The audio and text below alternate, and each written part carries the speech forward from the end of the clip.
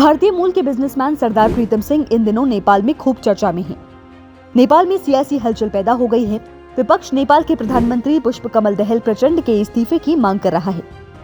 हालांकि पीएम प्रचंड ने संसद में माफी मांग ली है और साफ कर दिया है कि नेपाल में प्रधानमंत्रियों की नियुक्ति में भारत की भूमिका है, ऐसा कहने का उनका कोई इरादा नहीं था।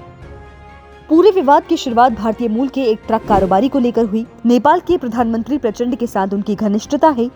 उन पर लिखी गई किताब roads to the valley the legacy of Sardar Pritam Singh in Nepal के रिलीज पर नेपाल के पीएम प्रचंड ने प्रीतम सिंह के साथ अपनी दोस्ती को लेकर जो कहा, उस पर विवाद शुरू हो गया है। उन्होंने कहा कि मुझे प्रधानमंत्री बनने के लिए प्रीतम ने मदद की थी। दिल्ली में कई बैठकें हुई। इसी बयान को लेकर नेपाल में सियासी विवाद शुरू हो गया है।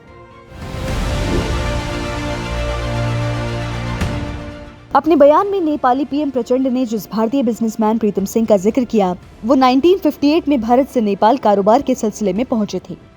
कश्मीर में जन्मे सरदार प्रीतम सिंह लंबे वक्त से नेपाल में ट्रक ट्रांसपोर्ट और शिपिंग का कारोबार कर रहे हैं। इसी दौरान उनकी मुलाकात राजा महेंद्र सिंह से हुई। राजा ने उन्हें नेपाल में कारोबार करने का निमंत्रण दिया। कुछ ही दिनों में वो 3 ट्रक लेकर जम्मू से काठमांडू पहुंच गए। उन्होंने नेपाल में ट्रांसपोर्ट के तरीकों में बड़ा बदलाव किया। एक दिन प्रीतम को अचानक नेपाल के राजा के महल में बुलाया गया। वजह थी साल 1960 में नेपाल में सूखा पड़ा था।